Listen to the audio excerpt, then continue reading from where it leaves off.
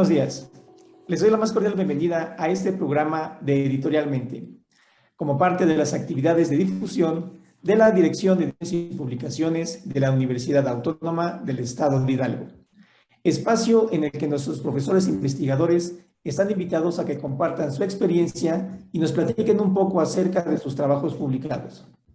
Soy el doctor Joselito Medina Marín, subdirector de Ediciones y Publicaciones, y el día de hoy estaremos hablando del libro Reconstruyendo la Historia, Movimientos Estudiantiles, Memorias, Ecos y Olvidos, resultado del trabajo que realizaron las doctoras Rosa María Valles Ruiz y la doctora Rosa María González Victoria, de quienes me permitiré dar una breve semblanza de sus trayectorias académicas. La doctora Rosa María Valles Ruiz es doctora en Ciencias Políticas y Sociales por la UNAM, profesora investigadora de la Universidad Autónoma del Estado de Hidalgo, autora y coordinadora de 40 libros, 30 artículos en revistas indexadas. Es miembro del Sistema Nacional de Investigadores Nivel 2. Trabaja además las líneas de investigación, género e historia, análisis del discurso, movimientos estudiantiles, historia oral y medios de comunicación. Es biógrafa de Hermila Galindo Asista, la feminista más relevante de la Revolución Mexicana. Ha recibido diversos reconocimientos, entre ellos el primer lugar a su tesis de doctorado por el Instituto Electoral del DF, la medalla Hermila Galindo del Congreso de la Ciudad de México y el doctorado honoris causa del Claustro Doctoral AC. La doctora Rosa María González Victoria es doctora en Ciencias Sociales con la especialización en Comunicación y Política por la Universidad Autónoma Metropolitana Unidad Xochimilco. Es especialista en estudios de género y licenciada en Ciencias de la Comunicación por la Universidad Autónoma Metropolitana Unidad Xochimilco. Es profesora investigadora de tiempo completo en la Universidad Autónoma del Estado de Hidalgo y se desempeñó como coordinadora de la licenciatura en Ciencias de la Comunicación de la misma universidad. Imparte clases en la licenciatura en Comunicación y seminarios en los posgrados de Ciencias Sociales, Maestría y Doctorado, de Ciencias de la Educación, Maestría y Doctorado, y del Doctorado de Políticas Públicas de la misma universidad. Es autora de diversos libros publicados por diversas editoriales y cultiva las líneas de investigación, comunicación y estudios de género, comunicación política y periodismo, e imaginarios y representaciones sociales. Además, pertenece al Sistema Nacional de Investigadores con el nivel 1. Bienvenidas, doctoras. Muchísimas gracias por su presencia en este programa. Muchas gracias. Muchas gracias, doctor. Gracias. Buen día. Gracias por la invitación. Sí, gracias. Gracias a ustedes, doctoras. Y bueno, hablando de este libro en particular, Reconstruyendo la Historia, Movimientos Estudiantiles, Memorias, Ecos y Olvidos, ¿cuál ha sido la motivación para llevar a cabo la publicación de este libro? Bueno, pues es que como trabajamos la línea de movimientos estudiantiles, y tal y como lo dice el libro, Reconstruyendo la Historia, pues nosotras pensamos que estamos en un proceso de reconstrucción. O sea, no nada más de la historia de las mujeres, que también lo trabajamos, no, sino de reconstrucción de la historia de los movimientos estudiantiles en México. Si nosotros hacemos un sondeo rápido y decimos cuáles son los movimientos estudiantiles de México, lo más seguro es que todo el mundo diga el 68, ¿sí? Sin embargo, antes del 68 hubo otros que también sirvieron como base, como cimiento para cuando llegue el 68. Y después del 68 hay otros más. Y entonces, ¿qué es lo que quiere decir? Que nos falta continuar en ese proceso de reconstrucción, poder hurgar en la memoria colectiva, poder buscar cuáles ecos nos deja el pasado, si hay alguna resistencia contra el olvido, porque también nos podemos encontrar con que el olvido es una traba importante para poder reconstruir el pasado. Y entonces, en ese sentido, pues un grupo de investigadoras y de investigadores de distintos campos nos dimos a la tarea de seguir recuperando, replanteando, esbozando aspectos oscurecidos o silenciados por la historia oficial, y ver también cuál es el papel que desempeñaron los jóvenes de entonces y de qué manera se podían tematizar, explícita o implícitamente, porque a veces no todo es explícito, sino que hay que buscar lo que hay detrás de las líneas, como se diría en análisis del discurso. No se trata de leer lo que está en las líneas, sino lo que está entre líneas. Y entonces, ¿qué pensamos? Pues pensamos en esa recuperación a través de un grupo de investigadores y concretamente de nuestro país, y nada más de 3 entidades: Durango, Puebla y Sonora. ¿Por qué? Porque pensamos que de Sonora pues prácticamente no se conocía. De Puebla, pues un poquito. Y de Durango, casi nada. Y entonces, bueno, pues ahí, por ejemplo, está, yo misma hice uno que se llama el rescate del olvido. Y el rescate del olvido son testimonios de un movimiento estudiantil que se llamó Cerro de Mercado y que fue hecho en 1966. En 1966 yo estaba en secundaria y entonces de pronto se aparecieron ahí en la secundaria un grupo de jóvenes mayores que yo, no mucho, pero había como desde 18 años, o sea que eran de licenciatura, había hasta 22, y luego hablaban de una manera extraordinaria, tan extraordinaria que me conmovieron, porque fueron y se subieron al kiosco de mi pueblo y comenzaron a hablar de los problemas que tenía Durango, de la falta de empleo, de la falta de oportunidades para el trabajo, de los miles de personas que año tras año se iban a trabajar a Estados Unidos, de que teníamos muchos bosques. Prácticamente después de Chihuahua, Durango es el mayor productor de riqueza forestal y sin embargo no servía para nada, porque no se veía en el día a día, en el nivel de vida de las personas. Y a mí me estaban descubriendo todo, porque estaba en secundaria, pero pues era bastante ignorante de los problemas del Estado. Me dejaron, y luego después se fueron a la secundaria, y luego cuando llegaron a la secundaria y que volvieron a hablar, yo estaba así, casi saltaba diciendo huelga, huelga, y se paró la secundaria. Y después se pararon todas, pero eso es la experiencia personal. ¿Por qué? Porque el hecho es que pararon todo el Estado. Pararon todo el Estado. Y entonces en ese parar todo el Estado, y se hizo el movimiento que se llamó Cerro de Mercado, ¿no? Ahora yo les puedo seguir platicando mucho de este caso concreto, ¿sí?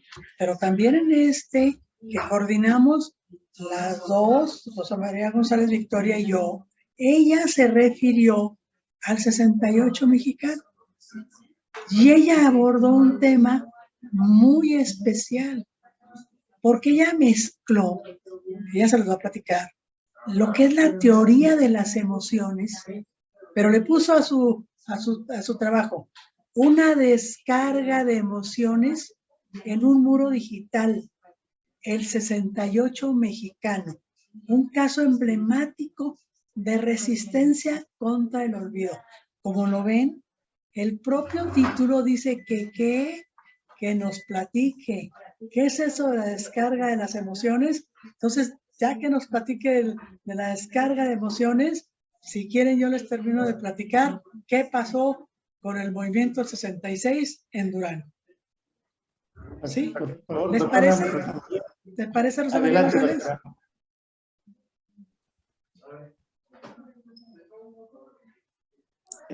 Bueno, muchas gracias por la invitación nuevamente. Y pues sí, les voy a hablar de este capítulo. Como bien lo menciona la doctora Valles, bueno, pues aquí las dos coordinamos este libro, ¿no?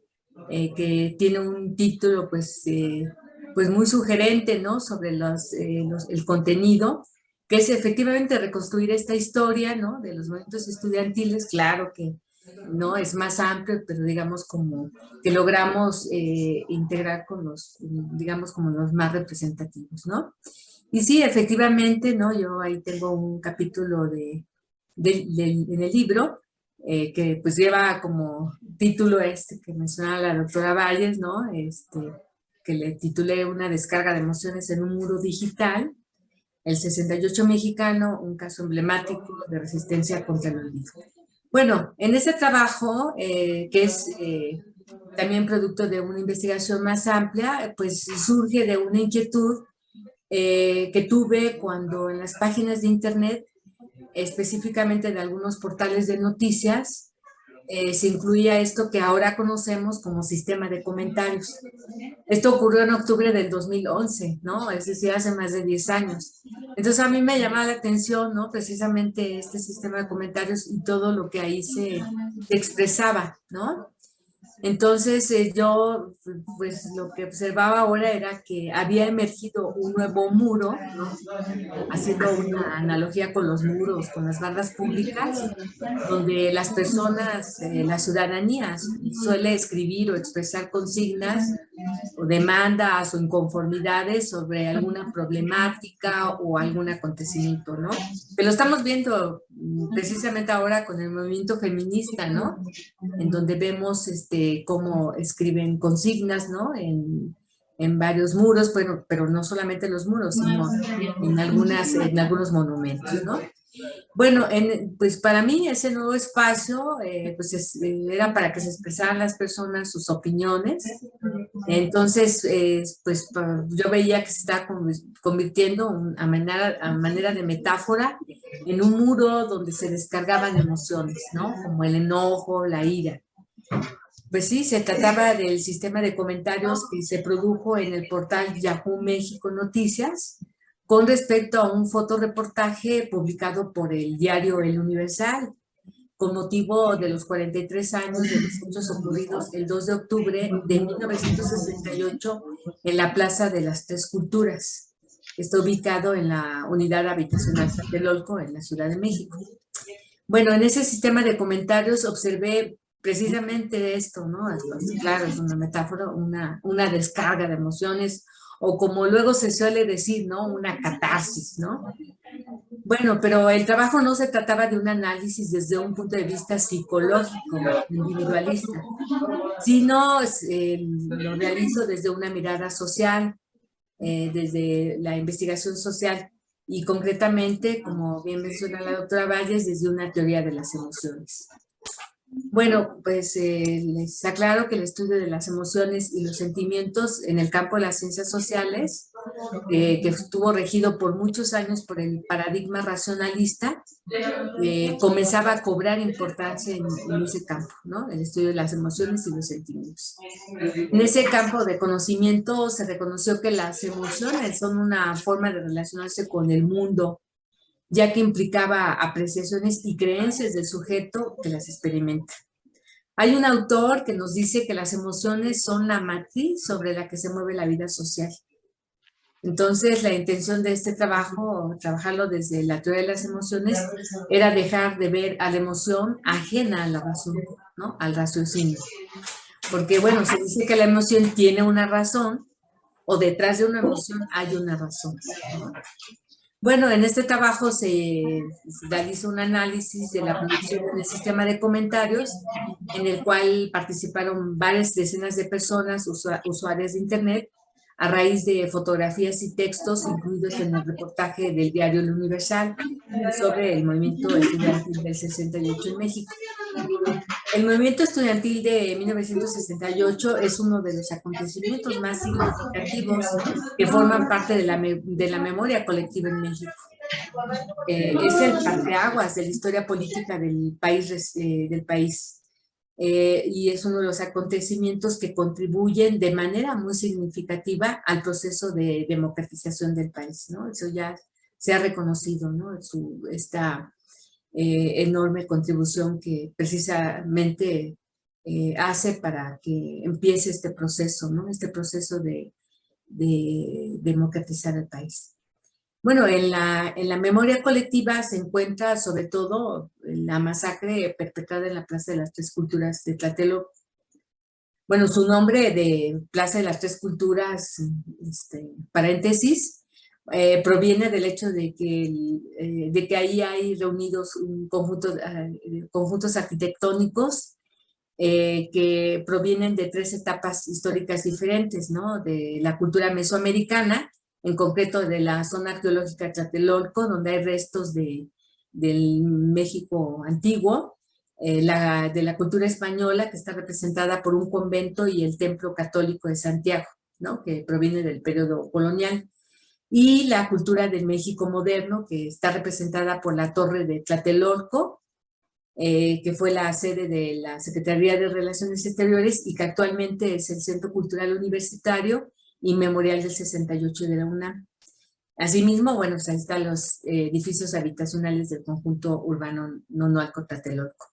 Bueno, pero regresando al día de la masacre de estudiantes y distintas personas, que el 2 de octubre del 68 se encontraban en la Plaza de las Tres Culturas, es sabido que escasos medios informativos dieron a conocer de estos hechos, entre otras razones por los mecanismos de control gubernamental hacia la prensa, lo cual minimizó, redujo los hechos a un zafarrancho entre estudiantes y policías.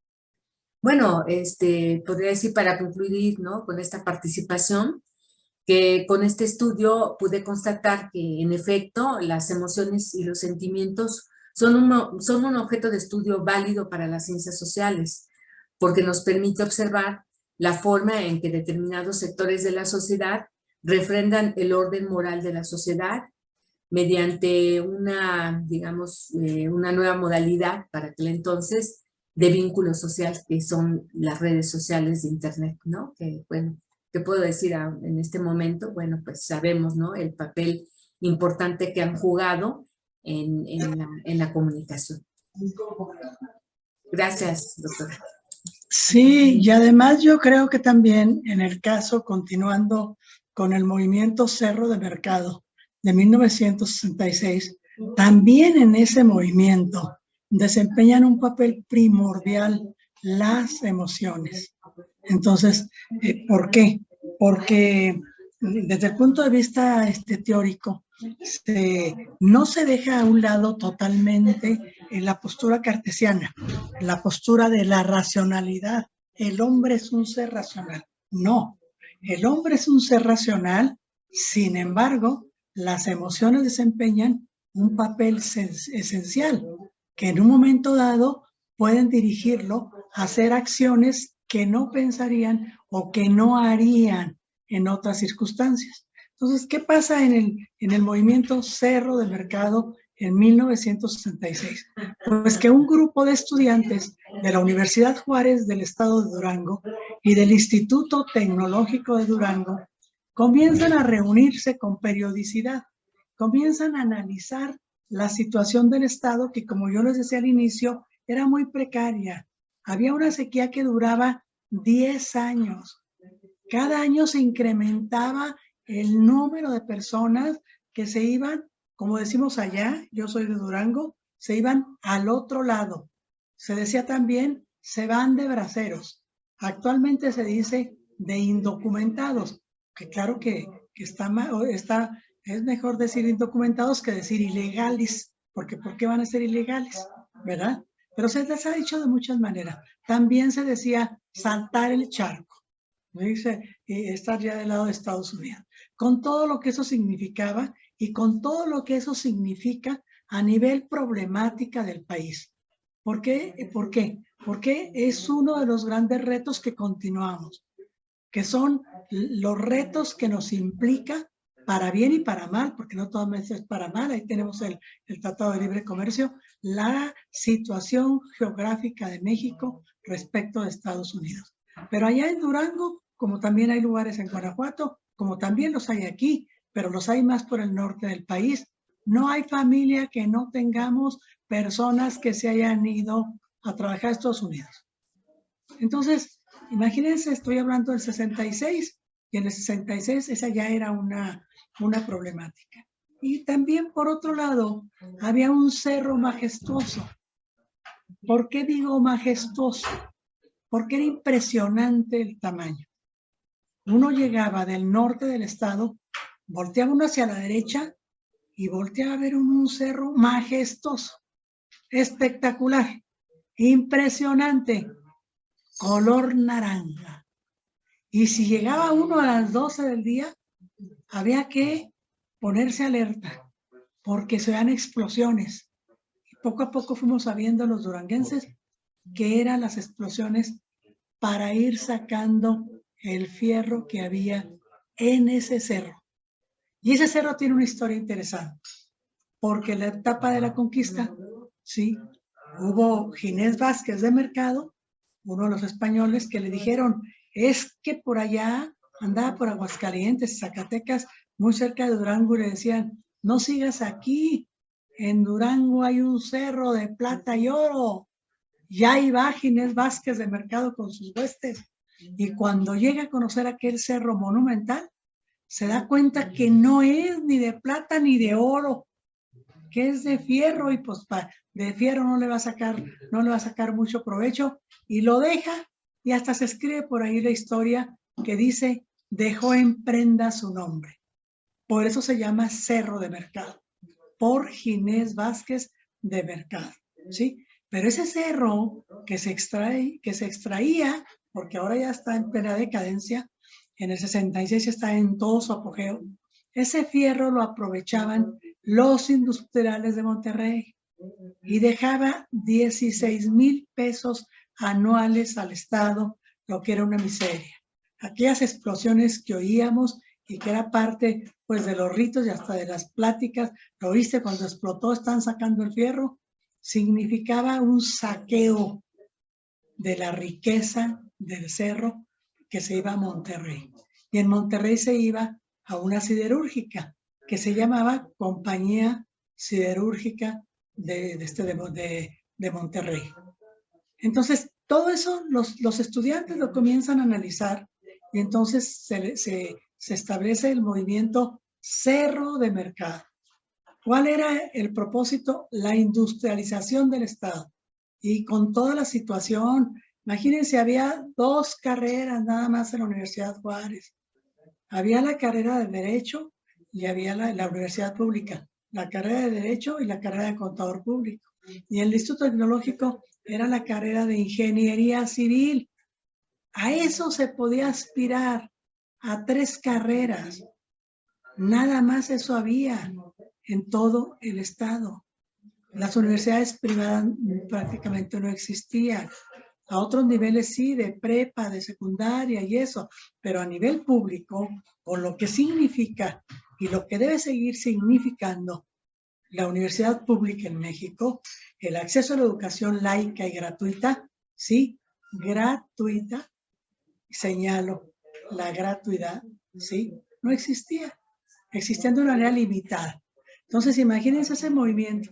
Pero ese movimiento tuvo tal fuerza que lograron que se pararan todas las escuelas. Se paró la Universidad Juárez del Estado de Durango, se paró el Tecnológico, había también la normal, la escuela normal, se pararon todas las secundarias, entre ellas la de mi pueblo, se pararon todas las secundarias, se pararon todas las primarias, y entonces, imagínense ustedes ahorita una imagen de unos estudiantes que comienzan una marcha desde el centro histórico, que es bellísimo, de la ciudad, y se van caminando hacia el cerro, porque deciden que van a tomar el Cerro de Mercado.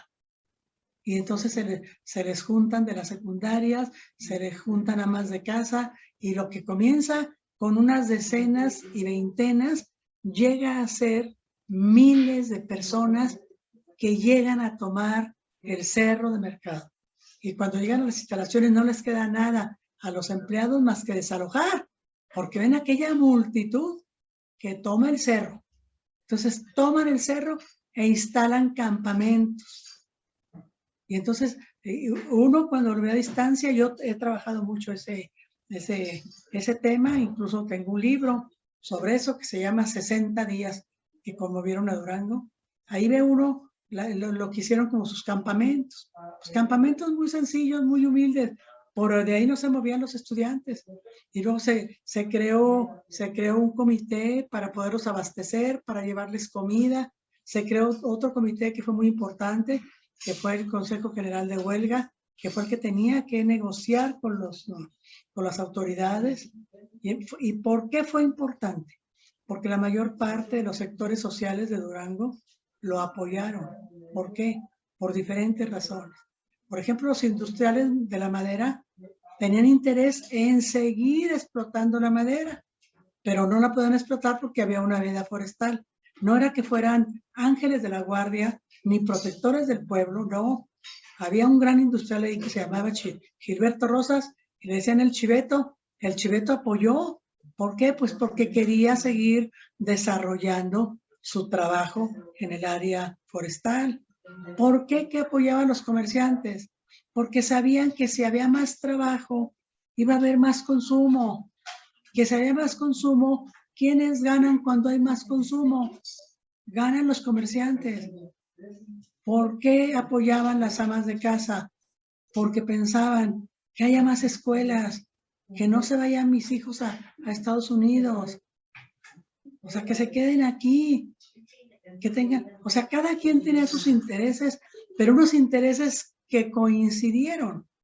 En ese tiempo el Estado estuvo 60 días. ¿Quién era el presidente de la República? Era Gustavo Díaz Ordaz, con todo lo que significa que fuera Gustavo Díaz Ordaz. Había también ya experiencias de otras universidades, como la Universidad Michoacana de San Nicolás de Hidalgo, que habían reprimido un movimiento estudiantil anterior. Entonces, se iban con mucho cuidado los del Consejo General de Huelga, porque decían, si no lo hacemos bien, ¿aquí qué va a pasar? Tenían que plantearlo de alguna manera adecuada. ¿Y qué pedían aparte de la industrialización del Estado de manera general? O sea, la creación de empresas, el poder generar empleos. También pidieron la siderúrgica al pie del Cerro del Mercado. Era un poco de sueño pedir la siderúrgica. Los mítines eran diarios. En una ciudad que tenía 40,000 habitantes, la capital del estado, se juntaban más de 20,000. Ahí estaban 20,000. Diario. Las señoras llevaban comida y se hizo comité, había comités en todas las escuelas, había una resistencia. Sin embargo, no se consiguieron grandes cosas. Sin embargo, el desenlace pues fue desilusionante. Actuaron políticamente. El gobernador del estado apoyaba el movimiento y parte de esa simpatía por el movimiento hizo que Enrique Dupré Cenicero hizo que destituyeran tanto al Poder Ejecutivo como al Poder Legislativo. A todos los quitaron. Los quitó el propio presidente. Y luego se hizo, ¿cuáles fueron los resultados? Los resultados fueron magros. Se estableció una fábrica de clavos. Pues imagínense lo que era una fábrica de clavos para haberse levantado un estado. Pues era una miseria. Había desilusión, había desesperanza. ¿Qué fue lo que sí sirvió? Que se incluyó a Durango en el Programa Nacional de Desarrollo porque no estaba incluido, como si no existiera. No estaba incluido. Entonces, ¿qué pasó con este trabajo que les digo que deriva de un libro? Pues yo entrevisté a los protagonistas, a los más importantes. A Emiliano Hernández Camargo, que era considerado el cerebro, porque él ya había terminado ingeniería, tenía como 22 años, sabía más. Él propuso que se creara el órgano descentralizado, la Proformex, Productos Forestales Mexicanos. Eso sería lo más audaz. No se logró luego, después de que desaparecen los poderes, pero sí en unos meses enseguida. Y fue importante porque entonces ya se pudieron comenzar a explotar los recursos forestales de Durango. Productos Forestales Mexicanos. Fue la audacia de ese líder, que era el cerebro. Pero había otro que se llamó Antonio Villarreal, que ya falleció. Ese era el corazón del movimiento. ¿Por qué era el corazón del movimiento? Porque hablaba de manera extraordinaria, porque convencía a las masas, porque le creían, porque pensaba de una manera utópica, porque pensaba ahora sí vamos a salir adelante, ahora sí vamos a dejar de ser un estado de los más pobres de México, tenemos que seguir adelante por nuestros hijos, por nuestros hermanos, pero de una manera encendida, o sea, tan encendida que lograba convencer a la gente. Pero les digo, fue disímbolo el asunto. O sea, rápido, una fábrica de clavos pusieron. Rápido. Unos meses después entra Durango al Plan Nacional de Desarrollo. Otros meses después, hay como 6 meses, se crea Productos Forestales Mexicanos. Pero uno de los entrevistados, de los que fueron líderes, me dijo algo que a mí se me quedó muy grabado y que también lo puse en este artículo y también en el libro, que dijo que la gran ganancia del movimiento Cerro de Mercado fue la creación de conciencia. Dice, la creación de conciencia hicieron nada más de los jóvenes, de los diferentes sectores sociales. Dice, y la demostración clara de la importancia de la organización. Dice, se organizaron en comités de lucha, se organizaron en el comité de abastos, hubo el comité general, o sea, todo eso fue organización. Y eso sirvió hacia adelante para que en 1970 hubiera otro movimiento que no lo tenemos aquí, que hubiera otro movimiento donde ya aquellos que entonces eran, porque había mucha gente muy joven, había de secundaria en los comités de lucha, había de prepa, o sea, con poca formación política, pero ya habían vivido lo del 66. Entonces, cuando llega lo del 70, pues ya tienen más experiencia y sí creo yo que es de reflexionar eso, la creación de conciencia a diferentes niveles, el valor de la organización, luego como decir, no es lo mismo que proteste uno solo a que nos juntemos y protestemos más. ¿Sí? Sobre esto pues se puede hablar mucho y sobre cada uno de los protagonistas, porque hacia adelante pues hicieron carreras importantes. Los principales dirigentes fueron muy congruentes, muy congruentes hacia adelante, hacia su labor posterior. Entonces eso en cuanto al cerro, que les dije, les platico luego lo del cerro. Sí, pero tenemos otros aquí en este libro que coordinamos Rosa María y yo, y ¿saben qué? Y hay uno de imágenes muy padre, de que lo hizo Arely Castañeda, y se pone a analizar las imágenes del 68. ¿Qué era lo que decían? Se pone a analizar cómo se comunicaron los del 68 cuando no existían, por ejemplo, ya son 10 años del Yo 132, ¿sí? Pero ya no era diferente, el Yo 132 ya por redes rápidamente se comunicaron, pero ella habla de cómo se comunicaron los del 68, o sea, cómo todavía estaban a nivel de usar ya no como ahorita que se escanea y saca rápidamente, sino las copias así nada más. ¿Cómo lo hacían? Con fotocopias nada más. Y los dibujos que hacían, los analiza Arely Castañeda. Y luego también participa de Puebla una gran investigadora, colega, amiga, que es Gloria Tirado. Y Gloria Tirado habla de qué pasó en el 68 en lo que entonces era la Universidad Autónoma de Puebla y que actualmente es la Benemérita Universidad Autónoma de Puebla. Y cómo de ahí, desde el movimiento del 68, ahí tienen una historia muy fuerte de represión, donde incluso hay 2 asesinatos de 2 líderes. Uno que se llamaba Joel Arriaga Navarro y otro Enrique Cabrera Barroso. Y es a partir de la participación de ellos en el 68. A Joel Arriaga lo asesinan el 22 de junio del 72 y a Enrique Cabrera el 20 de diciembre del 72. Y cuando se ha tratado de ver, que ella lo investiga, ¿qué fue lo que pasó? ¿De dónde vino la represión? Pues se encuentra que fueron los autores intelectuales, fue la derecha, y que concretamente fue un grupo que se llamaba Náhuatl y el Frente Universitario Anticomunista, pero que en ese momento se les atribuyó la culpabilidad al que era gobernador de Puebla. Y el que era gobernador de Puebla era Gonzalo Bautista O'Farrill, pero que nunca fueron esclarecidos los hechos. O sea, por un lado se decía que la derecha y el grupo Náhuatl, sí, tal, y por otro lado, que había sido el gobernador del estado. Y los dos participaron en el 68. Y esto no es inusual. ¿Por qué? Porque nosotros a estas alturas del partido, ¿qué sabemos de fincar las responsabilidades a lo que se identificó como el Grupo Olimpia?